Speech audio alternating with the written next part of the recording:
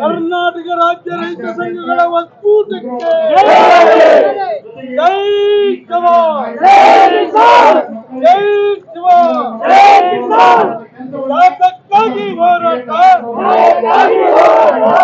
ಎಲ್ಲಿವರೆಗೆ ಹೋರಾಟ, ಎಲ್ಲಿವರೆಗೆ ಹೋರಾಟ. ಜೈ ಜವಾನ್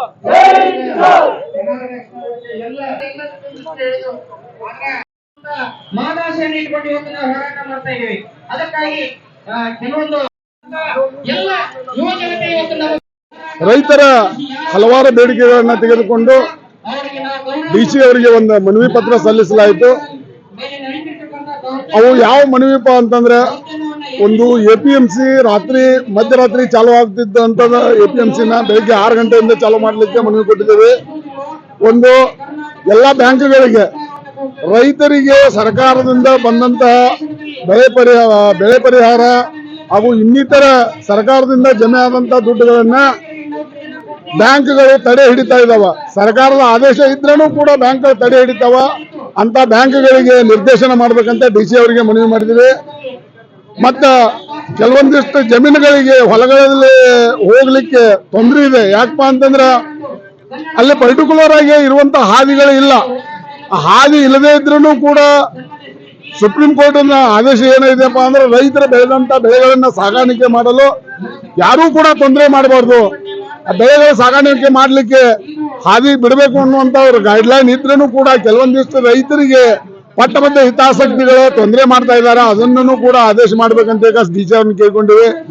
ಆಮೇಲೆ ನಮ್ಮ ಮಾಧ್ಯಮದವರಿಗಂತೂ ಗೊತ್ತಿದ್ದಂತ ವಿಷಯ, ಕಾಕ್ತಿ ಗ್ರಾಮದಲ್ಲಿ ಇಂಡಾಲ್ಕೋ ಫ್ಯಾಕ್ಟರಿಯಿಂದ ಸಾವಿರಾರು ಕೋಟಿ ರೂಪಾಯಿ ರೈತರಿಗೆ ಹಾನಿಯಾಗಿದೆ.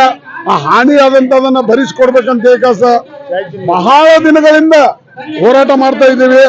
ಹೋರಾಟ ಮಾಡಿದ್ರೆ ಇವತ್ತಿಗೂ ಕೂಡ ಯಾವುದೇ ತರಹದ ಒಂದು ಪರಿಹಾರನೂ ಬಂದಿಲ್ಲ. ಅದಕ್ಕೆ DC ಅವರು ಫೈನಲ್ ಹಂತದಲ್ಲಿದೆ.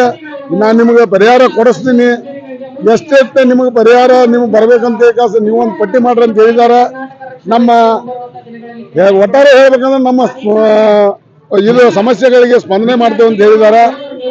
ಮತ್ತ ನಮ್ಮ ಕರ್ನಾಟಕ ರಾಜ್ಯ ರೈತ ಸಂಘಗಳ ವತಿಯಿಂದ ಹಲವಾರು ಮುಖಂಡರು ಬಂದಿದ್ದಾರೆ. ಬೀರಪ್ಪ ದೇಶನೂರವರು ನಮ್ಮ ರಾಜ್ಯಾಧ್ಯಕ್ಷರು, ಆಮೇಲೆ ಅಶೋಕಣ್ಣ ಅವರು, ಗಣೇಶ್ ಇಳಿಗೇರು, ಬಹಳ ಜನ ಬಂದಿದ್ದಾರೆ. ಎಲ್ಲರಿಗೂ ಕೂಡ ನಾನು ಧನ್ಯವಾದಗಳನ್ನು ಹೇಳಕ್ ಅರ್ಪಿಸ್ತೀನಿ. ಬಸನಗೌಡ ಪಾಟೀಲ್ ಅಂತೇಳಿ ಕರ್ನಾಟಕ ರಾಜ್ಯ ರೈತ ಸಂಘ ಒಕ್ಕೂಟದ ಕಾರ್ಯಾಧ್ಯಕ್ಷ.